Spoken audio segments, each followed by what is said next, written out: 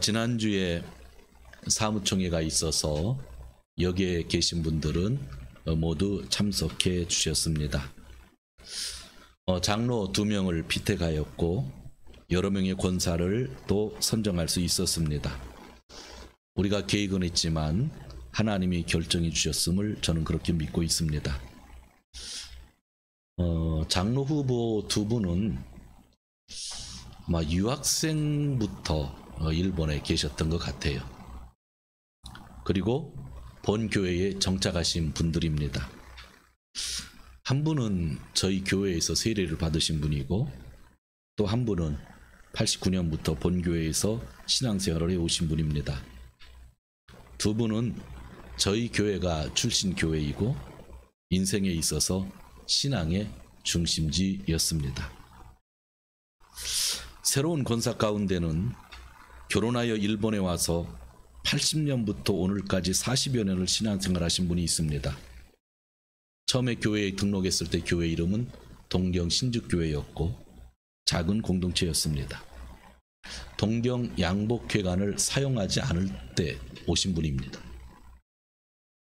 그리고 저희 교회에서 처음 신앙생활을 하며 세례를 받고 25년이 지난 분이 있습니다. 당시 공동체는 주재원들로 가득했을 때입니다. 동경 양복회관을 사용했는데 본부의 건물, 지금 이 건물은 없을 때였습니다. 한 분은 한국교회에서 잘 훈련받고 열심히 봉사하시던 분인데 일본에 와서 정착하셨습니다. 그분은 동경 양복회관과 이 본부 교회당이 있을 때에 저희 교회에 등록하신 분입니다. 또 일본의 다른 교회에서 충성을 하시다가 전입한 분이 있는데 그분은 동경 양복회관을 가본 적이 없는 분입니다. 여기만 알고 있는 분입니다. 지난주 기도하면서 쭉 스토리를 정리했더니 너무 재미있는 스토리가 주어졌습니다. 저와 함께 30년 이상을 수고한 사람이 있죠.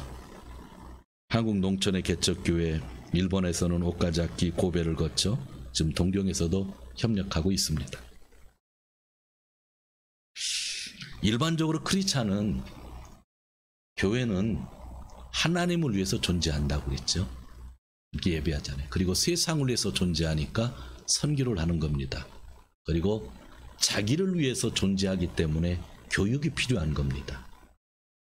그러면 목사나 장로나 권사나 이런 직분자들은 무엇을 위해서 존재하는가라는 겁니다. 우리 모두는 예배, 선교, 교육을 위해서 존재하는 겁니다. 교회니까. 근데 이 교회 안에 직분을 맡은 사람들은 무엇을 위해서 존재하느냐? 심플합니다. 교회를 위해서 존재하는 겁니다. 교회를 위해서. 세상을 위해서 존재하는 건 크리스찬의 사명이지만 장로 권사의 사명은 교회를 위해 존재하는 겁니다. 그래서 지역교회를 중심으로 일을 해야만 되는 것입니다. 지난주 설교 가운데 제가 마지막에 그 외로움에 대해서 이야기를 한 거 기억들 하세요? 제가 몇 명한테 물어봤더니 다른 설교 다 까먹고 외로움만 기억하더라고요. 외로움만. 목사, 제가 외롭다고 그랬잖아요. 그런 시간이 있었다고 하잖아요. 장로, 권사로서 교회를 섬기게 되면 이전보다 더 외로우면 일을 잘하는 겁니다. 그런데 나는 절대로 외롭지 않다고 하면 좀 병들어 있을 가능성이 있습니다. 중직을 맡으면요, 맡을수록 사람이 더 외로워지는 거예요. 내가 외로워질 때 너무 힘들어하지 말고 오늘 말씀 꼭 기억하십시오. 아, 내가 이 일을 잘하고 있구나. 그래서 예수님이 우리에게 좁은 문으로 들어가라고 하신 말씀들, 그리고 제자들에게 너희가 섬기는 종이 되어야 된다고 하신 말씀들, 외로워 보면 그대로 마음에 들어오게 되고 예수님이 하신 말씀을 그대로 느끼게 되는 겁니다. 저는 담임 목사로서 앞으로 이 교회에서 13년 정도 있으면 은퇴를 합니다. 남은 기간 저희 목회 스타일은 크게 변하지 않을 것이라고 생각합니다. 그러면서 교회를 향한 작은 꿈이 하나 있습니다. 그것은 우리 교회 성도들이 목사를 전적으로 의지 않는 교회, 교회는 성도들이 지킬 수 있는 신앙적인 힘이 있는 것, 그런 교회가 되었으면 하는 생각입니다. 그래서 제가 오늘 같은 날 후지에 가게 되면 목사님 잘 다녀오십시오, 우리끼리 알아서 예배 드리겠습니다 하는 교회가 되었으면 좋겠어요. 오카자키 교회에 제가 30대에 가서 10여 년 동안 목회를 했습니다. 30대라면 제 아들 같은 나이대에 가서 10년 동안 담임 목사로 일을 한 겁니다. 제가 다른 교회에 가서 봉사를 하거나 휴가 때가 되면 안수 집사님 장로님이 예배를 인도해 주셨죠. 설교까지 하시죠. 그리고 갔다 오면 힘들었다고 말씀을 하시는데 성도님들이 이야기를 합니다. 강사로 누굴 모시는 것보다 저희 교회 안수 집사님이 훨씬 메시지를 잘 증거하십니다 하더라고요. 전 그게 그렇게 위로가 되었어요. 예배 인도는 목사의 직분이지만 목사의 위임을 받아서 성도 가운데 정말 뭐라고 그러죠? 만인 제사장으로서 말씀을 나눌 기회가 있다고 한다면 그런 교회가 좋은 교회라고 생각합니다. 어려움을 당할 때 담임 목사가 없을 때 그 교회 성도들은 조직과 싸워서 눈물을 흘리면서 이겼습니다. 전 그런 성도들이 존경스러운 거예요. 악과 싸워서 이길 수 있는 교회죠. 고베 동부에 있을 때에 거기는 부목사도 있고 전도사가 있으니까 제가 크게 문제를 삼지는 않지만 단 설교를 미리 써오게 해서 제가 점검을 합니다. 왜냐하면 성도님들 앞에 설 때에 그 설교 한 편이 중요하니까 당신이 성도님들에게 인정을 받으려면 담임 목사가 없을 때 설교를 잘해야 된다. 그런데 담임 목사 없을 때 담임 목사보다 설교를 못하면 성도님들이 그때부터 당신들을 인정 안 하니까 기도하면서 준비하라 하고 설교 내용을 꼭 체크를 하고 설교를 시켰습니다. 그러면서도 장로님들 계시잖아요. 새벽 예배는 장로님들한테 맡깁니다. 장로님들이 교대로 월요일, 화요일, 수요일, 목요일 와서 예배 인도하고 설교를 하죠. 너무나 기뻐합니다. 너무 기뻐한 나머지 설교가 1시간 되는 경우도 있다고도 합니다. 하지만 장로님들이 그렇게 협력하는 모습, 그 교회는 담임 목사가 있으나 없으나 자립적으로 움직일 수 있는 교회입니다. 저는 그런 교회가 정말 성숙한 교회라고 생각을 합니다. 오늘 후지 예수사랑교회를 가는데요, 매주 저한테 보고를 합니다. 그런데 지난주 수요일 날은 담임 목사가 없고 제가 코로나 때니까 모여서 예배드리라고 얘기도 하지 않는데 주일날은 제가 교대로 목사님들을 보내드리지만 수요일 날에 성도가 많지도 않은데 8명이 나와서 찬양하고 성경 말씀을 같이 읽고 기도를 했다고 하는 겁니다. 매주일 지금 2달 동안 그렇게 하고 있는 겁니다. 작은 교회이고 시골이지만 성도님들 스스로가 담임 목사 올 때까지 내 교회를 지키겠다고 하는, 그러면서 기도하며 지키는 그 모습, 전 그 모습에 늘 은혜를 받는 겁니다. 그러니까 도와주고 싶은 거예요. 더 제가 있는 동안은 그 교회도 내가 담임 목사다라는 생각을 가지고 돕고 있지 그냥 이름만 걸어놓고 있는 생각은 없는 거예요. 제 꿈은 그런 거예요. 제가 목사로서 여러분들에게 가르치지만 정말 목사가 없어도 여러분 스스로가 교회를 지키고 여러분 스스로가 교회에 있어서 좀 더 중요한 부분에서 일을 할 수 있는 교회, 장로님들이 메시지를 증거할 수 있는 교회, 권사님들이 목사가 없어도 수요예배 나와서 수요 예배를 인도할 수 있는 그러한 교회, 우리 모두는 하나님과 직접적으로 연결될 수 있는 사람들이잖아요. 여러분들이 목사를 통해서 하나님을 믿는 거 아니거든요. 여러분 직접 하나님을 섬길 수 있는 거죠. 그러면서 여러분들에게는 그동안 이야기를 안 했지만 저희 교회 분위기는 부부로 나오셔서 이렇게 안정되게 신앙생활 하시는 분이 많지만 저는 개인적으로 남자들만 장로 된다고 하는 것에 대해서 이상하게 생각하는 사람 중에 하나입니다. 부부를 둘 다 장로로 하는 것은 힘들 수 있지만 리더십이 여자분이 있다고 하면 여자분이 장로가 되는 것이 저는 당연하다고 생각합니다. 교회 안에서 남녀 차별은 없어야 된다고 생각합니다.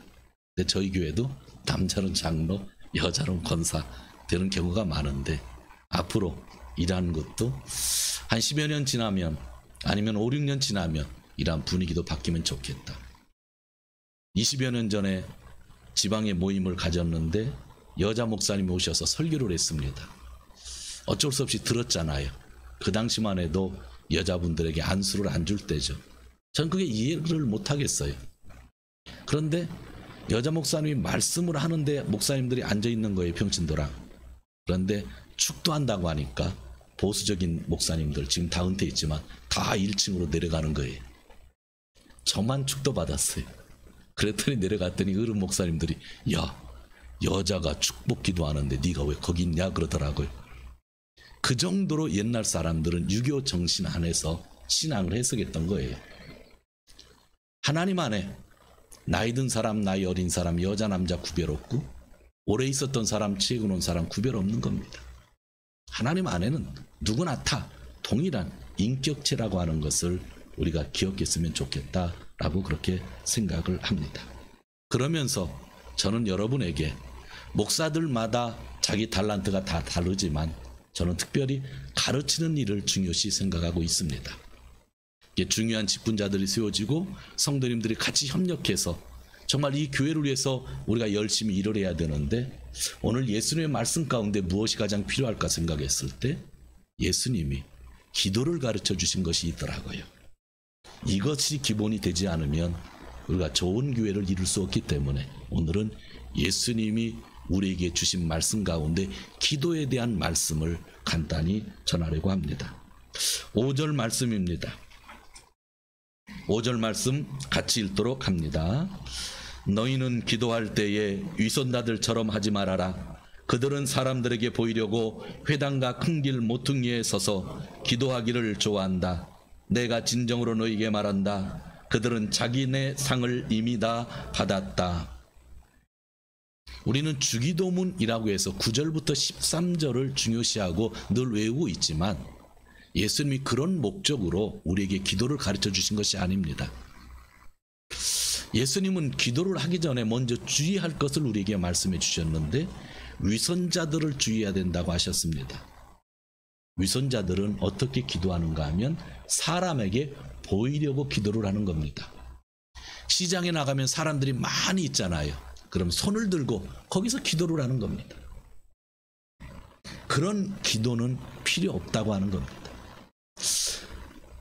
대표 기도를 할 때 저는 써서 기도하라고 하는데 저희 교회 대표 기도를 하시는 분들은 이것을 잘 지켜주십니다. 어떤 분이든지 5분 이내로 한 4분 전후로 그렇게 기도를 해주시는데 내용도 좋고 준비한 것도 기도하면서 준비했다고 하는 것을 느낄 수 있어서 너무나 좋습니다. 그런데 어느 교회 가면 어느 분이 기도를 하면 10분에서 15분을 하는데 담임 목사 설교 반을 그냥 해결을 하셔서 제 설교가 짧아져야 될 때가 있습니다. 그때마다 제가 생각하는 게 있죠.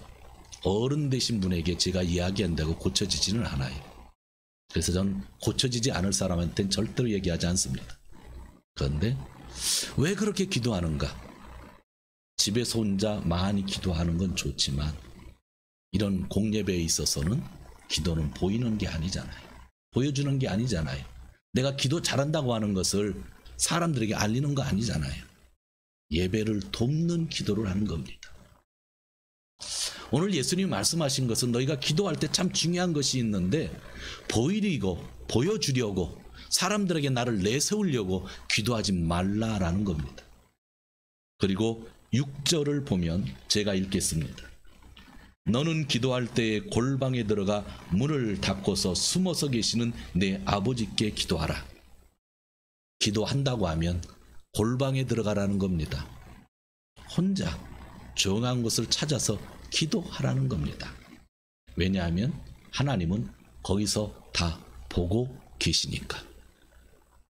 사람들에게 보이려고 기도하지 말고 하나님이 관심 있는 곳에 가서 기도하라는 거죠. 여러분들, 하나님은 전능하신 하나님이시고 하나님이 나를 만드셨잖아요. 이 교회도 만드셨잖아요. 그 전능하신 하나님이 나가 가지고 있는 생각을 모르실까요? 내가 오늘 기도하려고 하는 내용을 모르실까요? 다 아시는 거예요. 아시면서도 기도하라고 말씀하셨을 때는 하나님이 우리에게 원하는 기도를 해야 되는 거예요. 그런데 혹시 하나님이 내 기도를 못 들으면 어떡하시나? 또 잃어버리면 어떡하시나? 내가 기도하지 않은 것은 안 들어주시면 어떡하나? 하고 우리가 사람들 앞에서 기도를 하게 되고 길게 기도해야 될 때도 많이 있는데 예수님은 아니라는 거예요. 골방에 가서 기도해도 하나님은 다 보고 계신다는 거예요. 그러니까 기도를 할 때 우리가 먼저 생각하는 것은 내 문제를 생각하는 것이 아니라 하나님이 어떤 분이신가를 생각한다고 하는 것이죠. 그러면서 7절과 8절 같이 읽겠습니다. 너희는 기도할 때에 이방 사람들처럼 빈말을 되풀이하지 말아라. 그들은 말을 많이 하여야만 들어주시는 줄로 생각한다. 그러므로 그들을 본받지 말아라. 하나님 너희 아버지께서는 너희가 구하기 전에 너에게 필요한 것이 무엇인지를 알고 있다. 제가 10수년 전에 어느 일본인 댁에 신방을 갔습니다. 예수님을 믿고 세례를 받았기 때문에 집에 있었던 불단은 처치를 했습니다. 그런데 그 불단은 없앴는데 그 불단을 세우려고 이렇게 들어간 데 있잖아요. 거기다가 성경을 놨어요. 근데 그런 거 있잖아요. 좀 기분이 안 좋은 거 있잖아요. 불탄은 아닌데 그 공간에다 성경을 놨는데 그분은 좋은 뜻으로 놓은 것 같아요. 그런데 기도할 줄을 모르는데 저의 전임자였던 분이 기도할 줄 모르면 주기도문을 외우면 된다 그랬대요. 예수님은 원래 그런 목적으로 주신 거 아니잖아요. 근데 그분이 원래 무슨 종교를 가지고 있었냐면 창가학교, 남묘호랭개교 다니던 분이에요. 여러분 남묘호랭개교 원래 그 뜻 안에는 법화경을 이해하자고 하는데 그분들은 법화경을 읽지 않고 그것만 주문하거든요. 근데 앉아서 1시간 2시간 남묘호랭개교 그렇게 하시는 분들이에요. 그러니까 주기도문 하면 된다니까 주기도문 1시간 2시간 동안 계속 반복해서 외우면서 기도를 하는 거예요. 제가 그거 아닙니다 라고 이야기했는데 그 일본 분은 그게 좀 헷갈린대요. 자기가 그렇게 중얼중얼하면서 반복해야 기도라고 생각했는데 그래서 교회 갔더니 예수님이 가르쳐준 기도가 있다고 해서 야 잘됐다 하고 주기도문만 하루에 수십 번 수백 번 반복했는데 제가 아니라고 하니까 되게 당황스러워 하시더라고요. 그것은 이방인들이 하는 거래요. 오늘 예수님이 그러잖아요. 이방 종교를 가진 사람들이 하는 거라고 말씀을 하는 것입니다. 그래서 너희는 기도할 때에 이방 사람들처럼 빈말을 되풀이하지 말라라는 거예요. 인터넷을 보면은요 하루 어떻게 보낼까 하는데 하루 기도에 대한 글이 있더라고요. 금요일 날 제가 보았는데 재미있더라고요. 이런 이야기가 있었습니다. 1시간 기도하면 내 신앙생활을 유지한다. 이거는 저도 가끔 하는 얘기예요. 진짜 신앙을 유지하려면 30분 이상은 기도해야 됩니다 라고 얘기하죠. 그런데 그 뒤가 또 있어요. 2시간 기도하면 남에게 영향력을 끼친다. 4시간 기도하면 내가 맡은 사역을 성공시킬 수 있다. 6시간 기도하면 나라를 바꿀 수 있다. 8시간 기도하면 열방을 깨울 수 있다. 그러는 거예요. 그걸 탁 써놓고 사람들이 검색하고 보는 거예요. 오늘 예수님은 그렇게 하지 말라 말씀하고 있어요.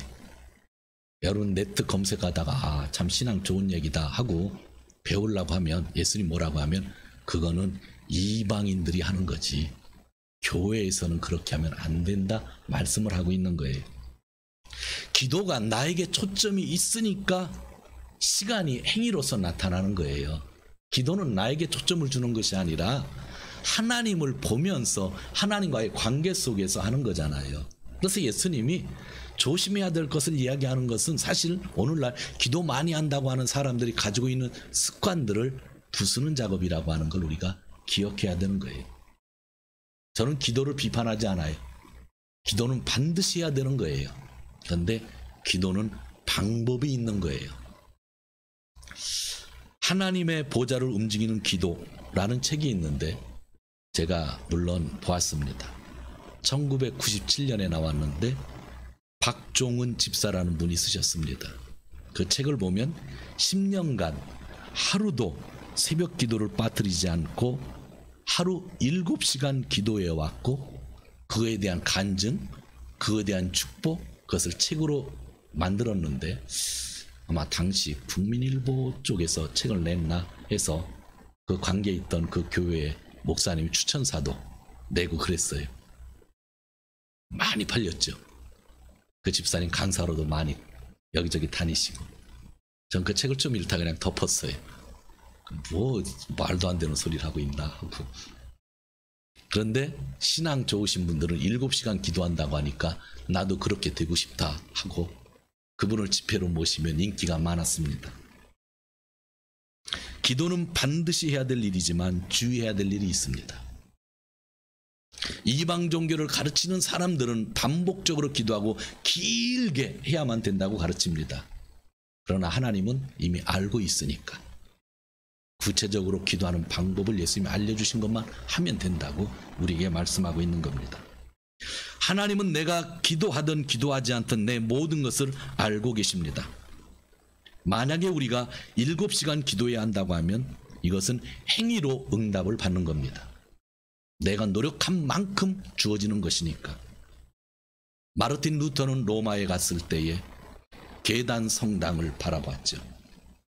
계단 성당에 사람들이 올라가면서 무릎으로 올라가는 거죠. 회개하면서.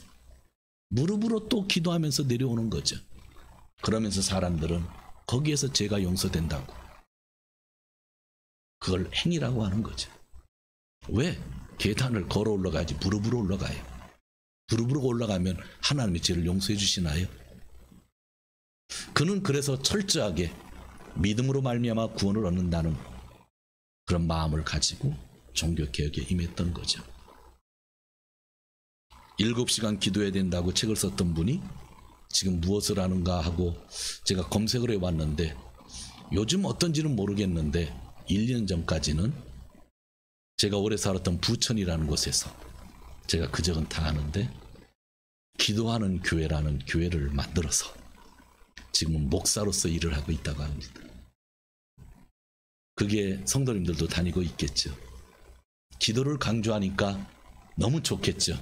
열정 있는 분들. 그러나 그 기도가 이방 종교에서 하는 기도인지 예수님이 가르쳐준 기도인지 분별할 수 있는 게 좋죠. 저도 어느 때는 집중해서 기도할 때는 1시간, 2시간, 어느 때는 2-3시간 기도할 때도 있습니다. 그러나 그러한 것과 다르게 늘 7시간, 8시간, 3시간, 4시간 그렇게만 기도하고 살 수 있는 세상은 아니잖아요. 그러면 하나님이 원하는 기도를 드리는 게 좋다는 거죠. 그래서 예수님이 이런 주의점을 주신 때문에 기도하는 방법을 알려주셨습니다. 그것이 9절 이유입니다. 9절과 10절 제가 읽습니다. 그러므로 너희는 그러므로입니다. 그러므로 지금까지 얘기했던 것을 설명하신 다음에 그러므로 너희는 이렇게 기도하여라.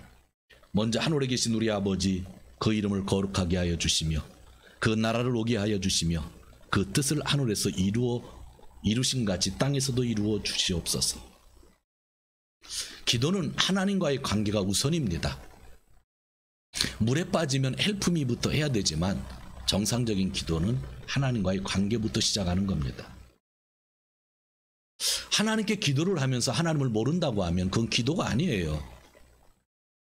남묘호랭개교 하면서 남묘호랭개교라는 그 기도 주문, 그 주문 안에는 법화경을 정말 중요시한다는 메시지가 있는 건데 법화경을 한 번도 읽지 않고 그것만 외우는 사람들이 얼마나 많이 있는지. 물론 그거는 법화경을 읽는다고 해서 기도가 되는 것은 아니지만 하나님은 우리의 아버지라고 말씀하십니다. 그러므로 우리는 기도할 때에 누구에게 집중하는가 하면 하나님입니다. 그 이름, 그 나라, 그 뜻, 그 나라가 오게 해달라고. 성령께서 오셔서 그 나라가 되게 해달라고. 그런 기도를 해야 되는 것이죠. 여러분 꼭 기억하십시오. 기도는 첫째 간문은 하나님께 집중하는 겁니다. 그래서 이것을 강조하시던 분 중에 관상기도라는 용어를 만들어 놓으신 분이 있죠. 한국교회에서는 이 용어에 대해서 찬반 토론이 아주 많이 있습니다. 그러나 관상기도라고 하는 그 접근, 그 순수함은 저는 좋다고 생각합니다. 왜냐하면 하나님에게만 집중하는 것이기 때문에. 기도는요, 하나님의 뜻, 하나님의 나라, 그리고 하나님의 이름, 그분이 우리의 아버지라고 하는 것, 그분의 관계에서 출발을 하는 것입니다. 제 아들이 저에게 아버지 만엔만 빌려주세요 하면 만엔을 빌려줄 수 있습니다. 길을 지나가던 사람이 저희 교회에 들려서 센세, 교회는 구제해야 되는데 저한테 10,000원을 빌려주시겠습니까 하면 제가 20년 전에는 몇만 원을 빌려드렸는데 안 갚더라고요. 그래서 요즘엔 안 빌려주고 밥을 먹게 해달라고 해도 1,000원을 달라고 해도 제가 돈을 안 주고 배고프단 사람은 어떻게 하냐면 콤비니에 가서 변또를 사줍니다. 진짜 배고프면 달라고 할 수도 있으니까 대신 돈은 안 줘요. 배고픈데 1,000원만 주세요 하면 제가 콤비니에 가서 먹고 싶은 거 다 가져가라고 그래요. 전 변또만 가져갈 줄 알았는데 이것저것 플러스해서 많이 가져가더라고요. 그런 일은 합니다. 그러나 제가 10,000원, 20,000원은 안 빌려주세요. 안 빌려주는 거죠. 저랑 관계가 없으니까. 하나님은 우리의 아버지잖아요. 기도하기 전에 아버지의 관계가 참 중요하잖아요. 그분의 이름, 그분의 나라, 그분의 뜻을 먼저 바라볼 수 있는 것, 관상할 수 있는 것, 거기부터 기도가 시작되는 것입니다. 그 다음이 나와의 관계인데 11절을 보면 오늘 우리에게 일용할 양식을 내려주시옵소서 얘기했죠. 우리는 먹는 거에 대해서 지금 불편하신 분들이 거의 없지만 2000년 전에 살고 있었던 사람들에게서 인생 최대의 과제는 먹는 거였어요. 그러니까 양식으로만 해석하지 말고 우리 인생에 있어서 지금 살고 있는 오늘 이 시간 나에게 가장 필요한 것이 무엇인가, 그걸 기도하라는 거예요. 근데 이것을 잘못 읽고 늘 쌀만 구하는 사람이 있어요. 근데 쌀은 아무 때나 구할 수 있잖아요. 그 당시에는 힘들었죠, 빵 구하기가. 근데 오늘 우리는 내 삶 속에서 오늘 가장 필요한 것이 무엇인지, 위로와 관심인지, 물질인지, 건강인지, 배우자인지 필요한 것을 구하는 것.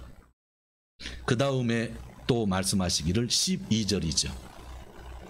우리가 우리에게 빚진 사람의 빚을 없애준 것 같이 우리의 빚을 없애 주옵소서. 죄라고 하는 단어가 원래는 죄라는 단어가 아닙니다. 빚이라는 단어입니다. 그래서 우리 성경에 보면 디귿해놓고 밑에 또는 빚진 사람들의 빚을 없애준 것 같이 했는데 이게 정상적인 번역입니다. 일반적인 죄라는 단어가 아니에요. 그리스어에는 빚을 얘기하는 겁니다. 그래서 일본어 성경에는 오이메라고 그렇게 얘기합니다. 샤킹 같은 거, 채무 같은 겁니다. 살다 보면은요, 내 스스로 해결할 수 없는 문제들이 많이 있는데 채무 같은 것 중에서도 엄청난 거는 자기 스스로 해결할 수가 없잖아요. 남에게 빚을 지면 부담이 되고 해결할 수 없을 때는 또 죄인이 되는 거예요. 당시 로마 제국 안에는 영향력 있는 도시를 가면 일반인들보다 노예가 더 많았어요. 제가 고린도 전서를 연구하면서 책을 봤더니 믿겨지지 않는 내용이 있었는데 그 도시에는 노예가 3분의 2였다고 쓰여 있어서 제가 설교할 때는 3분의 2라고 잘 얘기 안 해요. 믿을 수가 있어야지. 그냥 반 이상은 된다고만 얘기하는 거예요. 일반적으로 다 노예예요. 근데 노예에서 해방을 받는 사람들은 자기 힘으로 해방받을 수 있을까요? 자유롭게 될 수 있을까요? 이미 빚이 많아서 노예가 됐는데, 전쟁 포로로 끌려와서 노예가 됐는데 해결할 수 없잖아요. 그런 사람들에게 최고의 기도는 뭐예요? 이 문제 해결해달라는 거잖아요. 이 빚진 인생 해결해달라는 거잖아요. 여러분의 삶 속에 있어서 마찬가지예요. 내 힘으로 해결할 수 있는 문제가 있고 남의 도움을 받아서 해결할 수 있는 문제가 있지만 도저히 내 힘으로, 내 가족의 힘으로 해결할 수 없는 문제가 있는 거예요. 그때 주님 앞에 뭐 하는 거예요? 기도하는 거예요. 나는 못하니까 하나님이 해주세요. 그런데 그거를 예수님이 알려주신 거예요. 사랑하는 성도 여러분, 살다 보면 내 힘으로 안 되는 일 너무나 많이 있잖아요. 오늘 예수님이 말씀하셨어요. 그때 하나님께 구해봐라. 구해봐라. 그럼 하나님이 너를 인도해 주실 것이다. 그러면서 좋은 마음이 필요하니까 너에게 만엔 빚진 사람이 있으면 그냥 탕감해 주고 좋은 일 하면서 구해봐라. 그런 이야기인 겁니다. 만엔 빚진 사람한테 가서는 죽으라고 만엔 달라고 하면서 하나님께 큰 거, 해결할 수 없는 거 구한다고 하는 것은 연치 없는 일이니까 그런 짓은 하지 말고 라고 하는 것이 오늘 성경의 말씀입니다. 그리고 13절은 유혹에 빠지지 말라, 악에서 구해 주시옵소서라는 얘기입니다. 14절 15절 같이 읽도록 합니다. 14절 15절 시작. 너희가 남의 잘못을 용서해 주면 너희 하늘 아버지께서도 너희를 용서해 주실 것이다. 그러나 너희가 남을 용서해 주지 않으면 너희 아버지께서도 너희의 잘못을 용서해 주지 않을 것이다. 보통 주기도문을 13절에 끝난다고 얘기하는데 14, 15절을 반드시 넣어야만 됩니다. 우리가 중보라는 말을 많이 쓰죠. 이 개념을 잘 이해하면 중보 기도가 되는 겁니다. 남의 잘못을 탕감하는 거예요. 남의 잘못에 탕감을 해서 기도하는 거예요. 이것을 중보라고 하고 중보 기도라고 하는 거예요. 그냥 남을 위해서 기도하는 게 아니라 남의 잘못을 탕감하는 거예요. 그게 중보죠. 교회 안에 기도가 성숙한 기도가 되려고 하면 중보 기도하는 사람들이 있어야 되는 거예요. 내 남편이 지금 예수를 믿지 않으면 저한테 와서 사람들이 우리 남편 예수 믿게 기도해 주세요 합니다. 너무나 반가워요. 그리고 저는 적어서 꼭 기도를 합니다. 그러나 믿는 여러분은 먼저 해야 될 것이 있어요. 그게 뭐냐면 중보예요. 하나님을 믿지 않는 것 자체가 성경에서는 뭐라고 그래요? 죄라고 얘기하잖아요. 그런데 여러분의 남편은, 여러분의 아내는 하나님을 믿지 않기 때문에 죄라는 걸 모르는 거예요. 모르기 때문에 잘못했습니다 기도를 못하는 거예요. 그러면 잘못했습니다 기도하는 건 누가 하는 거예요? 믿는 내가 하는 거예요. 그러니까 목사님에게 기도를 부탁하지만, 성도들에게 기도를 부탁하지만 나는 내 가족에 예수를 믿지 않는 것 때문에 오는 그러한 잘못에 대해서 기도하는 것을 중보라고 하는 거예요. 예수님은 이 중보를 우리에게 가르쳐주고 있는 겁니다. 오늘 말씀을 정리합니다. 세 가지로 간단히 정리합니다. 예수님이 가르쳐준 기도, 구체적인 것 첫 번째, 하나님에게 집중하라. 하나님과의 관계가 우선이고, 두 번째는 나의 삶과 관계된 것을 구체적으로 기도하는 것, 그리고 세 번째는 상대방을 용서하는 삶이 필요하다는 것, 중보 기도가 필요하다는 것. 이것을 정확히 정리하시고 계속 읽어가시면서 예배 시간에 주기도문을 외우는 것이 중요한 것이 아니라 이러한 방법대로 평소에 기도하는 것이 중요하다는 것을 깨달으면서 저와 여러분 정말 성숙되기를 원하고 있는데, 저도 아직도 성숙해야 되고 죽을 때까지 성장해야 되지만, 여러분도 예수님이 가르쳐준 이 기도를 가지고 정말 성숙한 크리스찬 되시기를 주님의 이름으로 축원드립니다.